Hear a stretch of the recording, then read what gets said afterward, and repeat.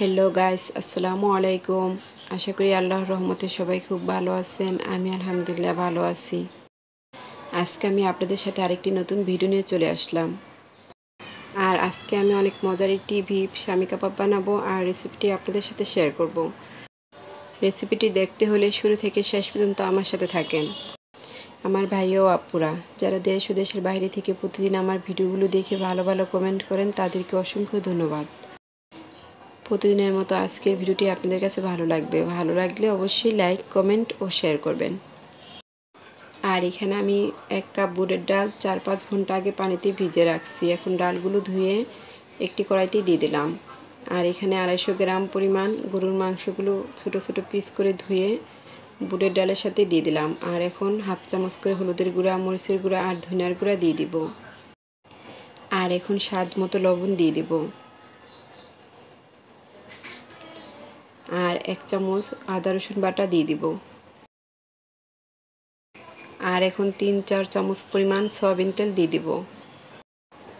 আর এখন দারচিনি, এলাচ আর কালো গোলমরিচ দিয়ে দিব। এখন পরিমাণ মতো পানি দিয়ে বুটের ডাল আর মাংসগুলো ভালো মতো সিদ্ধ করে নেব।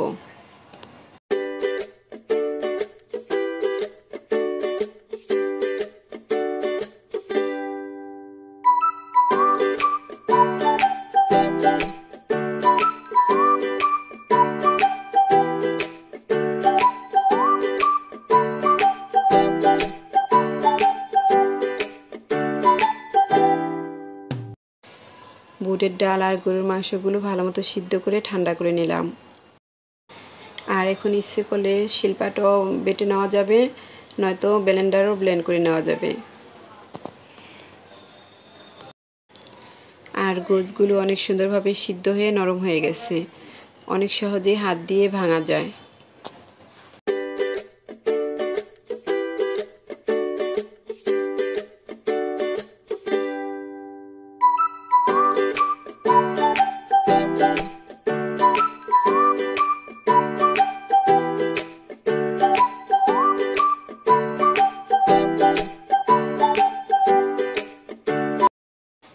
আর এই গোছের কাবাব বানানোর জন্য বুটের ডাল আর গোছগুলো আমি শিলপাটায় ভালো মতো বেটে নিলাম।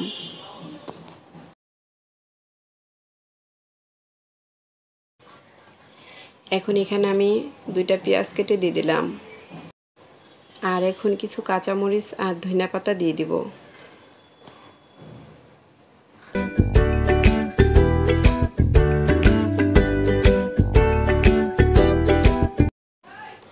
আর এখন অল্প পরিমাণ মরিচের গুঁড়া, ধনিয়ার গুঁড়া, জিরার গুঁড়া আর গরম মশলা গুঁড়া দিয়ে দিব। আর অল্প পরিমাণ লবণ দিয়ে দিব। এখন একটি ডিম দিয়ে দিব। এখন সবগুলো উপাদান হাত দিয়ে ভালো মতো মেখে নেব।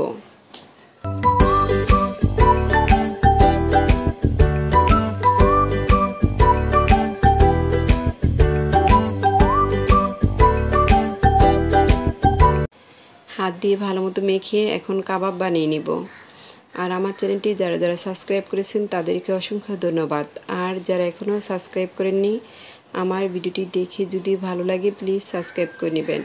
আর পাশে থাকার বেল আইকনটি ক্লিক করবেন, যাতে আমার নতুন নতুন ভিডিও ছাড়ার সাথে সাথে আপনাদের কাছে নোটিফিকেশন পৌঁছে যায়। ভিডিওটি ভালো লাগলে একটি লাইক দিবেন, ভুল হলে ক্ষমা করবেন। এখন একটি প্যান বসিয়ে পরিমাণ মতো তেল দিয়ে তেল গরম করে নিলাম। এখন এক এক করে সবগুলো কাবাব দিয়ে দিব।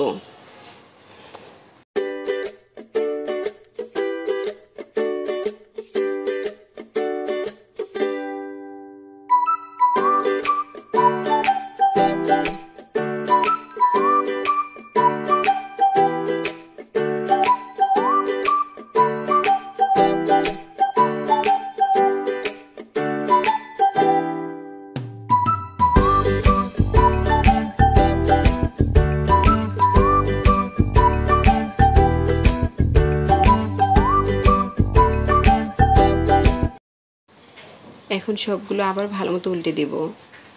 আর কাবাবে যেহেতু ডিম দেওয়া আছে এই জন্য তেলে অনেক ফেনা উঠে গেছে। এখন সবগুলো কাবাব বাদামি কালার করে ভেজে নেব।